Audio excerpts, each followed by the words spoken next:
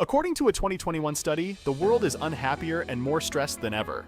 41% of adults worldwide said they experienced a lot of stress, and 31% experienced a lot of physical pain.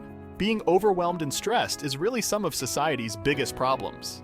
Furthermore, in today's fast-paced world, the demand for high performance is ever increasing. But what if the secret to peak performance isn't just about putting in more hours? This is where the concept of allostatic load and the importance of active recovery comes in play. So what is allostatic load? Allostatic load refers to the physical and mental strain that accumulates in our system due to the constant adjustments we make in response to life's pressures. Think of it as the wear and tear on your body and mind. When this load becomes too much, our system is flooded with stress hormones like cortisone and adrenaline.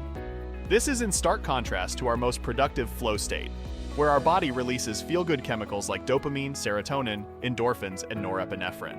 The key? Recovery is part of work. If we don't clear our allostatic load regularly, we risk burnout, decreased productivity, and a host of health issues. So whenever we think of working hard, we need to think of when to recover. Jim Loehr and Tony Schwartz, in their work The Making of the Corporate Athlete, emphasize that it's not about the hours we put in, but the energy we bring to those hours. This can be translated into a simple equation. Productivity equals time times performance, which consists of quantity plus quality. By this logic, we can give an example. An executive athlete works at 4 hours of peak performance, producing the equivalent of 32 hours. 4 times 8 equals 32.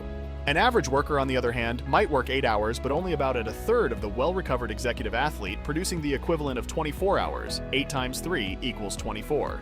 The difference is that the executive athlete used active recovery techniques to raise the ceiling of performance. To optimize performance, one must oscillate between two states: exertion and recovery. This means enhancing our capacity by actively recovering, alternating between periods of hard work and deep recovery with oscillation. This leads to supercompensation, where our performance surpasses our previous limits.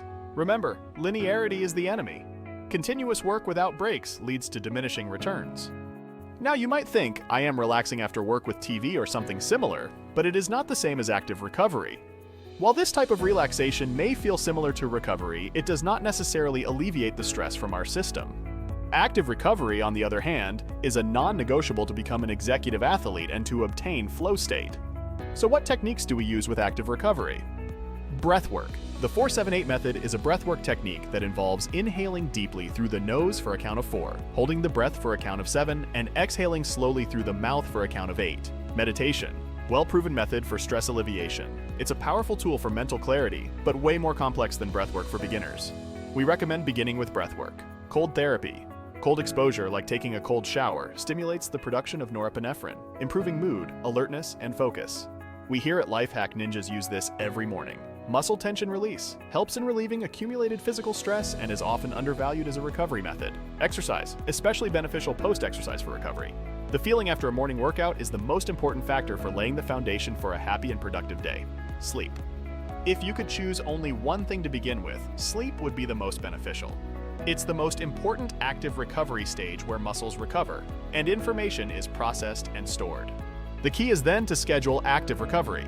Avoid the trap of working more when overwhelmed. Instead, prioritize active recovery. Here's a simple guideline. Weekly, dedicate a day to stack active recovery methods. Monthly, take 3 full days for intensive recovery. Quarterly, or at least one time each year, allocate minimum 10 days for deep rejuvenation. Think about this as the lion's approach to work. A lion oscillates between two states, resting with its pack or sprinting after prey. Similarly, make your work binary. Be fully on or fully off. Avoid crammed weeks where you are semi-on all the time. This leads to busyness without progress. Yes, be a lion. It also sounds cool. Embrace the power of allostatic load and active recovery to transform from an average worker to an executive athlete. And please help us grow with a like and subscribe.